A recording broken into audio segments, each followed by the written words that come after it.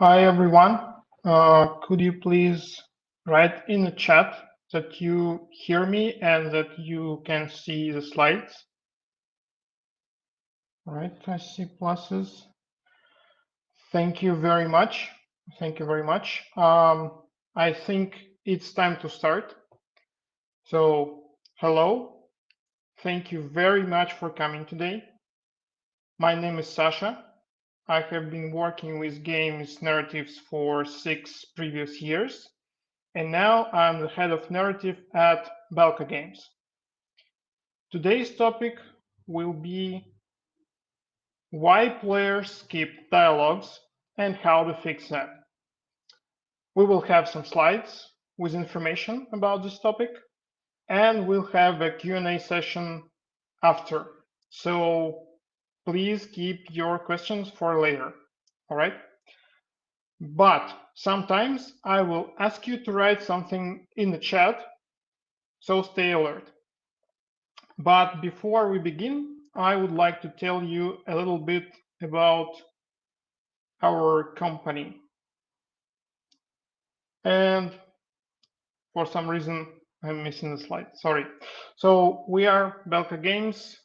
We have been around for more than 10 years. We are in top 20 publishers and game companies in Europe, according to Data AI, and we have more than 110 million players. So that's it about our company.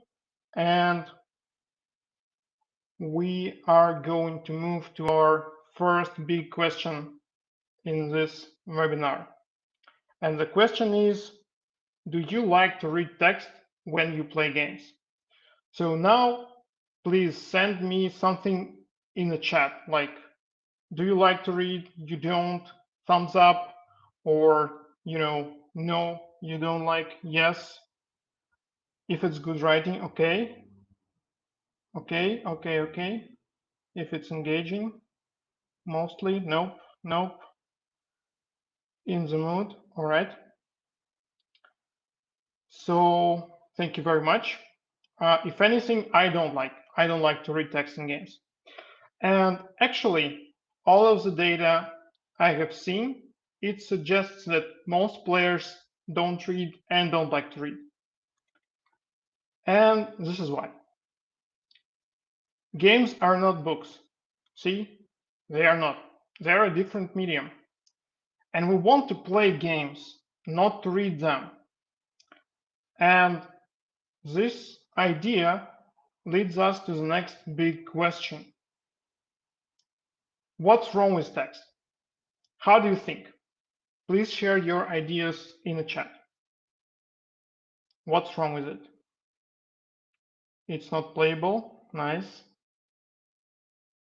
Anyone else? Boring. Okay. Not engaging. Yeah. You could say that. It's long. True that. All right. Long to read. Not interactive. Nice. Thank you. Thank you very much. Let's dive directly to the answer. So the thing is, text is the most ineffective and unintuitive way to convey information, right? And I will show you one example of what I'm talking about. Let's compare. So let's look at this fine gentleman for a bit. And then let's look at his text description. I didn't make any of this up.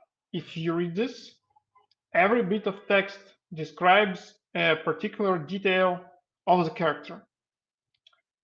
And the thing is, it's much easier to perceive an image than to imagine something written in text.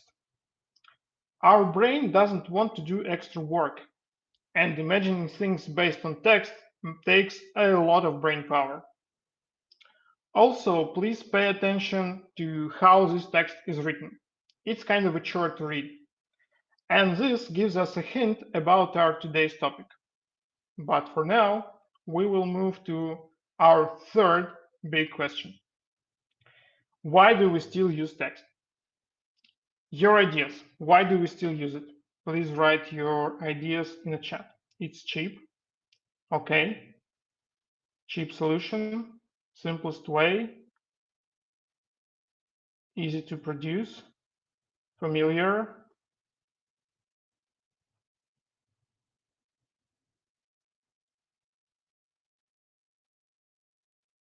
Convey character thoughts.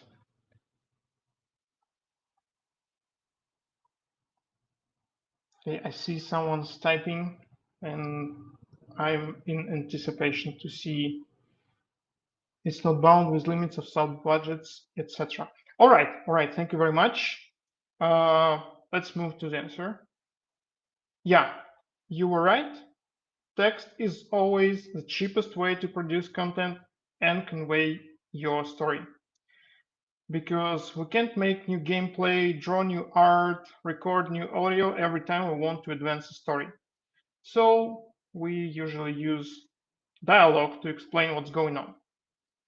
Of course, you could argue that there are games that tell stories without any dialogue at all, and those are great games, for sure. Removing the text altogether can be an artistic choice, but it comes with its own set of advantages and disadvantages. However, this is not our focus today. We're delving into the topic of dialogue. And we aren't going to get into how to write dialogue. There are dozens of screenplay writing books about this very subject, but I will cross them out today. They're all useful, but our topic is about a different thing. What we are going to talk about is how to present dialogue in such a way that your players will actually want to read it. My main point here is the way you present your dialogue is as important as its content. And I'll show you several ways to improve your dialogue delivery. These rules are universal and can be applied to any type of game or platform. Let's see the first rule. Break dialogue strings into smaller chunks. Here are some character limits to consider, but the general idea here is the less the better. Let's look at some examples. Okay, so 42 characters is Austin's line. Yuka, her phrase is 59 characters long. And at the bottom, Jaheira, 157. You can see the difference, right? Let's see some more. And from left to right, it's 30 characters, 51, 83. I think now you have the picture. The core idea here is that the player doesn't even realize they are reading text. We can think of this as a UX-based approach to writing. By the way, is anyone into UX writing? Have you heard of it? Do you know anything about it? Please, yes? Nope? No, no? All right, that's okay. I will explain the core idea here. So, you see all those buttons and interface text, okay? But when we look at those interfaces, we don't even think about this as text that someone wrote. It's kind of just there and it looks natural. And in our case, we want the player to have the same feeling, you know? They just rhythmically tap or click, they digest small bits of text as they go. And this is why they don't feel like they're reading, you know? They're just doing this naturally. A couple of more examples. I will remind you here that the rules are universal, and this is why we will compare different games. And one more disclaimer, I'm not here to mock any game. I won't say that any game is worse than the other one. Those are all just clear examples of what I'm talking about. All right, let's look at the first screenshot and the text on it, and the second one. And please write which of these you would more likely to read. First or second, one or two? Two. Yeah, that's right. First. All right, Andrew would like to read the first one. So, in case of the second screenshot, you will read the text even if you would like to click through it. It's that short. And you will read it naturally. You wouldn't even think you are reading. And this is what we're aiming at. Just clicking and reading without thinking that you're reading. And also, I would like to talk about one particular game, which is called Disco Elysium. You probably know about it. So this is a text-heavy game, but the developers paid a lot of attention to how this text is presented. And they divided the text into small chunks, and they made sure that none of those chunks was longer than a tweet. Look here, I've divided it for you. So this way, the player doesn't get a wall of text even if they're actually reading a long monologue. And this is impressive. Good work. All right, let's move to the rule number 2. And it sounds like this. Use bigger letters. You know what? Nobody wants to squint to read the text. So use bigger, juicier letters to really make your dialogue pop. Once again, let's check some examples. Here's the first one and another. The screen ratio for both is the same. I mean, this is how you will see this text on your screen for both games. But in the first example, you will have to squint to read the text. And many people probably won't read it at all because they won't see it, it's that small. And on the second example, the text is perfectly legible. And it's just more enjoyable to read those larger letters. Some more examples are on the way. Yeah, these two are even better in comparison. I remind you that the screen ratio for both is the same. Sure, the format of the dialogues is different, but the core idea still stands. You can't argue that it's more pleasant to read bigger letters. Okay, let's move to the third rule. And rule number 3 is this. Break down your text. What do I mean by that? It all boils down to this.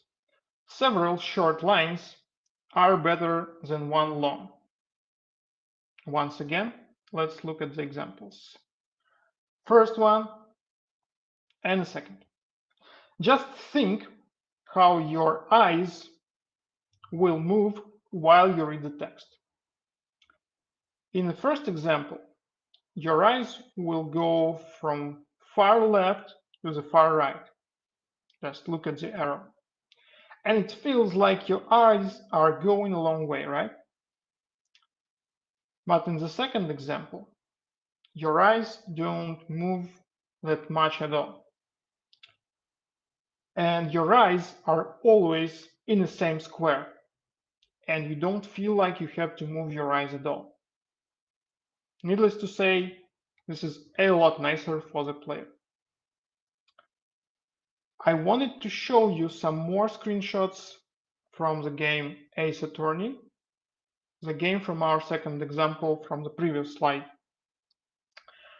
I wanted to pinpoint that the developers applied this rule consistently throughout the whole remastered trilogy. Sometimes there are 3 lines, sometimes 2, but as you see, they are always in the same square. And this is why it's very comfortable to digest text when you play the game. Okay, this is it for the third rule. And now for the fourth and final rule. Use background for your text. This might sound obvious, but it's still important and sometimes overlooked. Let's look at some examples. So, all the examples we saw before had backgrounds, but this particular game, and I bet you've already bought it several times, doesn't have any background for its text. Yeah, it's Skyrim. And you might notice that white text on the white floor doesn't look very nice. You can barely read it, right? If you don't want to make a dialog bubble, you can also try making the space behind your text a little darker. This works pretty well too, and here is an example. So there is a darker transparent layer separating the text from the image. Okay, and we'll have some more examples. Who knows which game it is? Please write in chat. Anyone? Yes, it's our summer hit Baldur's Gate 3, and unfortunately, you can barely read anything. There's white and yellow text on yellow and green background. Once again, it's not to mock the game, it's just the clearest example of what I'm talking about. And we have Red Dead Redemption 2. And there is also this black underlay under the dialogue line, and it's making the dialogue lines readable in any situation and in any in-game background. All right, this is it for the fourth rule. And now I have a question for you. Can you remember any games you've played, or maybe just saw, that incorporate all these 4 rules? So short lines of text, big letters, text is broken down into several lines, and also using a background for text. Anyone remembers Disco Elysium? Okay.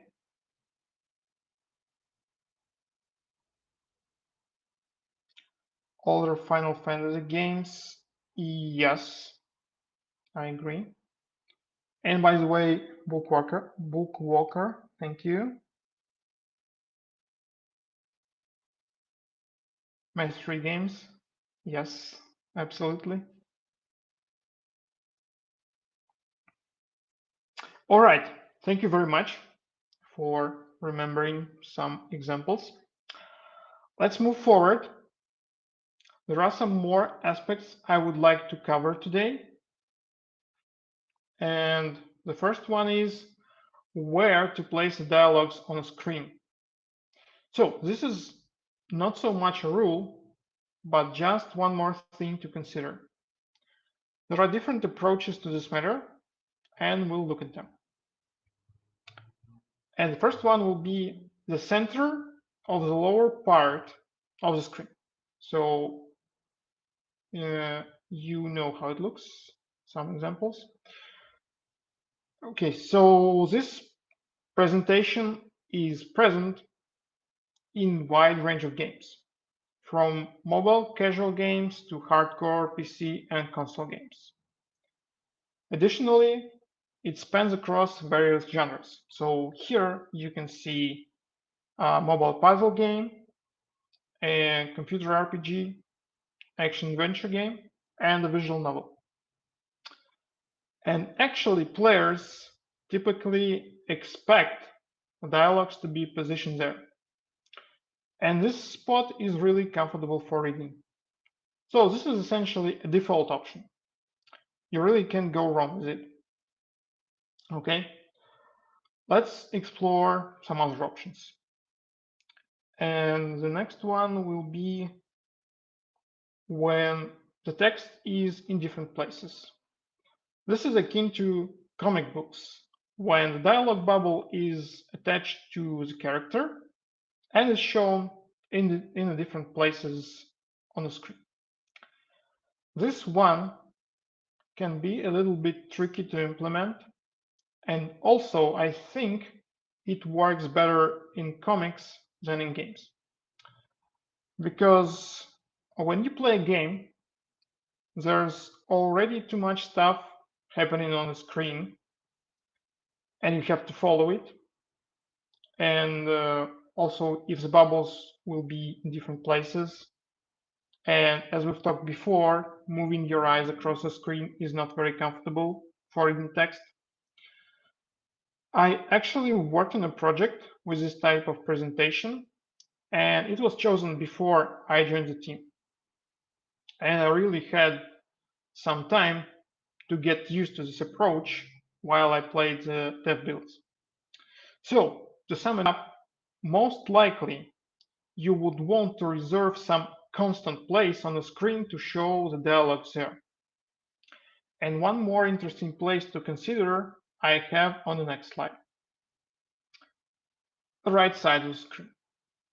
So we have already talked about Disc Elysium today, but actually it was not the first to implement it. Here are some more examples. First of all, it's really comfortable to read the text at the right. If you tried it, you know what I'm talking about. And there is another reason for this, because we spend a lot of time looking at the right side of our computer screens, because the clock is there, the tray is there, notifications are also there, etc. And by the way, the lead designer of Disc Elysium talks about it in depth in a great video called The Feature That Almost Sank Disc Elysium on GameSpot YouTube channel. If you are interested, I encourage you to watch it. And right now I will send you the link. Okay. And one more interesting thing about this type of approach. You probably noticed the red frames. And this is because when you have your dialogues placed on the side, you have this bigger space to show what's going on the screen. It actually looks better than the usual big text block in the middle of the screen we usually see in role-playing games. If you played RPGs, you know what I'm talking about. Because it looks kind of claustrophobic when you have a huge part of the screen taken by a text block. And in this case, you know, it feels more like more space. You see what's going on, you can comfortably read. So, if you're developing a text-heavy game, this composition might be worth considering. And now I have one bonus variant of dialog placement, and I call it chat. I've seen it mostly in mobile games, and there's also a game, an indie game called Normal Lost Phone. If you have encountered this type of approach, please write in the chat if you know any more games with this.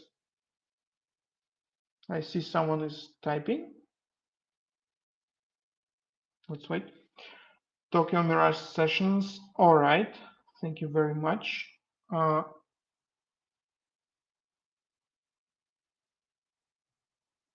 And someone else is typing something. Teyonga. Okay.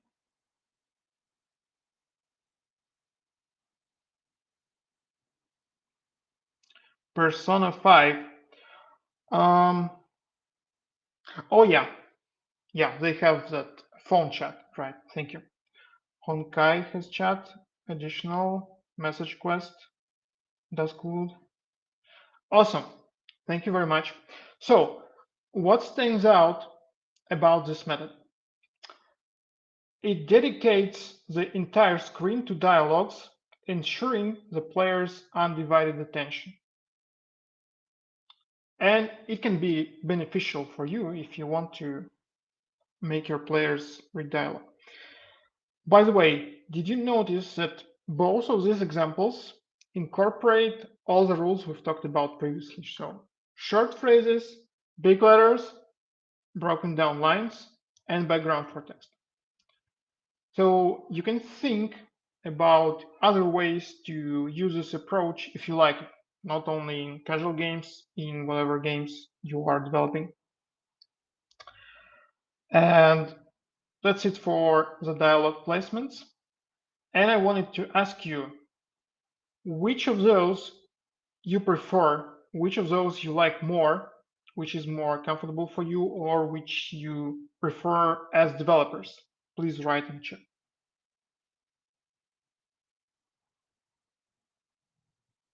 Right side, okay.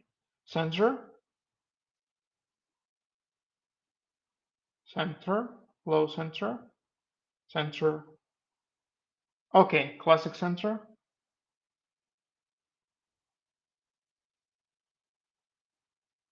Right. Okay. So most most people are for classic approach, as I've said. Can't go wrong with that. And several people also like the right side. Thank you very much. Thank you for sharing. Um, we'll have some more things to talk about. And yeah, to skip or not to skip? That is the question. Well, actually, that's not a question at all.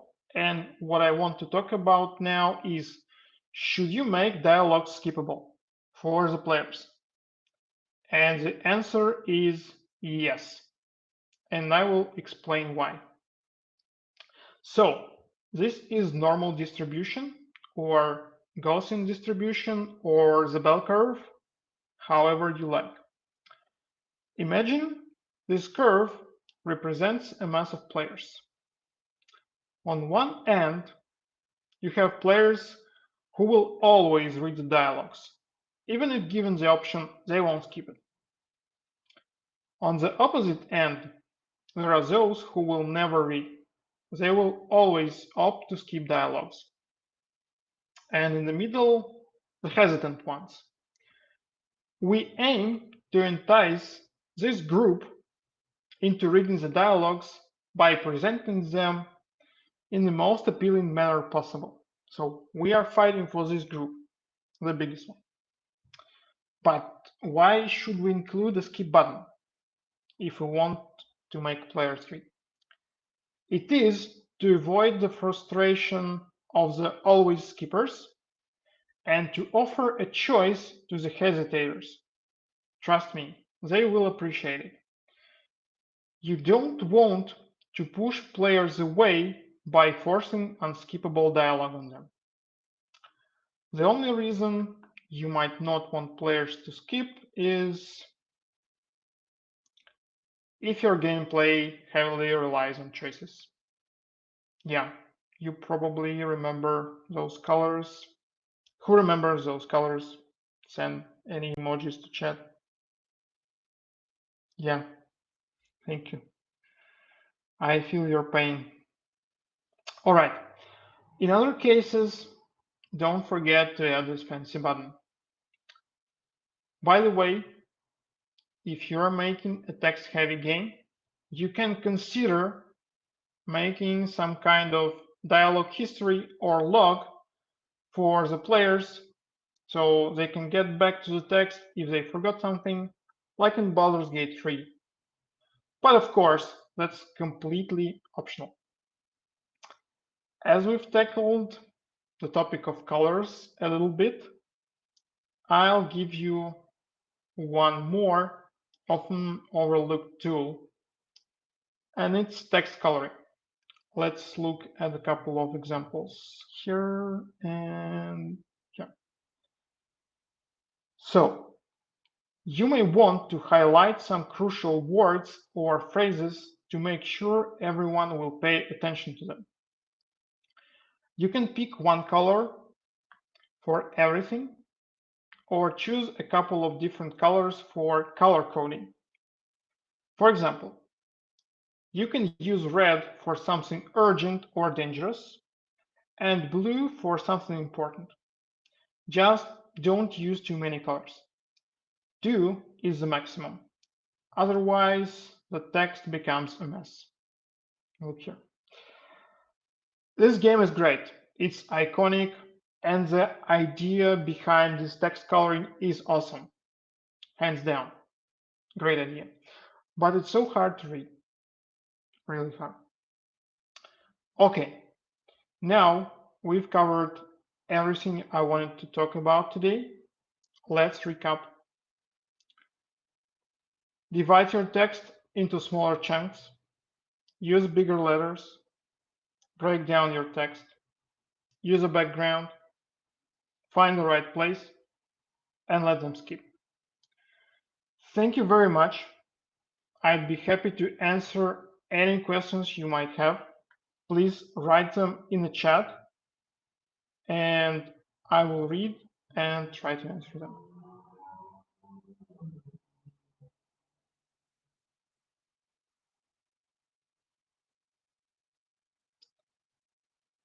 Okay, I see the questions.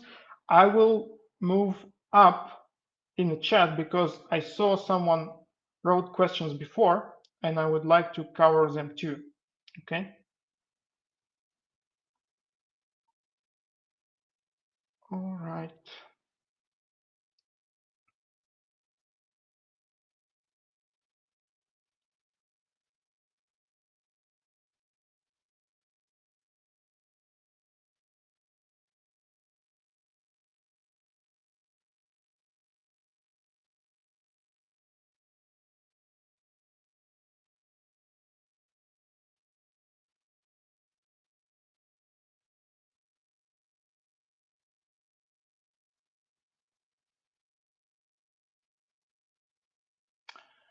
So yeah, I want to cover more questions. And the first one I found sounds like this. Is such kind of dividing text left a lot of unused space on the right? It is a question about the example I've showed you from Ace Attorney, where the text is in a small square. And maybe the dialog bubble used there is really too big for this type of text, but sometimes you can find games with just smaller bubble in the center, and it also looks great. It uses the same rules we've discussed before. It's just the preference of how you draw your text bubble. I don't think this is a huge deal or something critical. In Baldur's Gate 3, you can turn on background for dialogue. Okay, thank you very much for telling this. Most likely it was added as a quality of life improvement somewhere later because as far as I remember, the screenshot was from some early versions, maybe early access, but as I've mentioned, it's just a clear example how it works. Shouldn't it be turned on by default? Yeah, I'd say this is also a continuation of the previous question about Baldur's Gate. Yeah, I think it should be turned on by default, and maybe it's toggled right now. Can confirm. Okay, moving forward.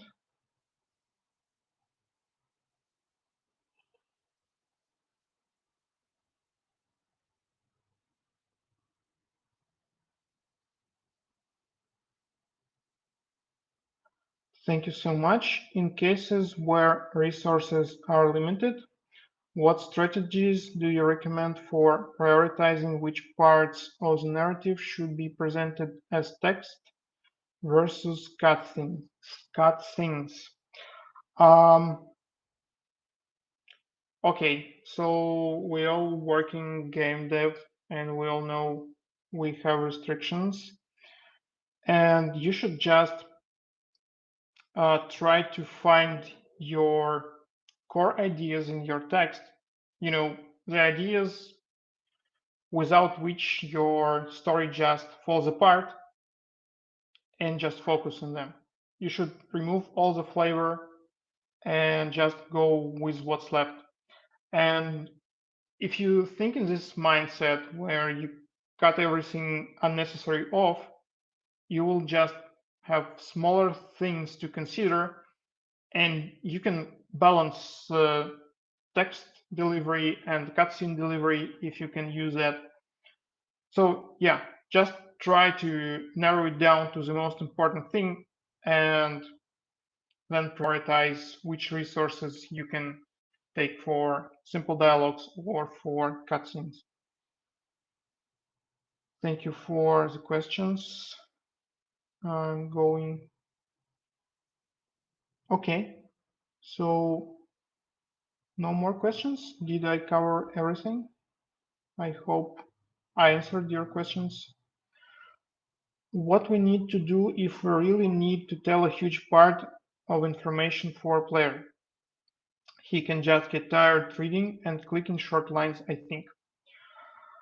Yeah, this is a good question, but as I talked previously, I don't think that um, in a game you should make such a difficult plot, such a difficult story that you have to make information dump to explain it, you know? So I'd say just simplify things. Don't try to put huge concepts into a game if you understand that you have limited resource and most likely you will have to pack it into text because it's not really effective. As we discussed before, text is ineffective for conveying information. So my answer here, unfortunately, is to simplify things. Or you can break it down as in Disco Elysium, but you know, I just wanted to say that Disco Elysium is a fantastic game, but it's awesome not because it has a lot of text. It has different cool things, great storyline, great characters, great setting, and it's just how they presented text is why it works. So as I've told you, and as you probably will see in the video I've linked before, they paid a lot of attention to how the text is presented. Okay, any more?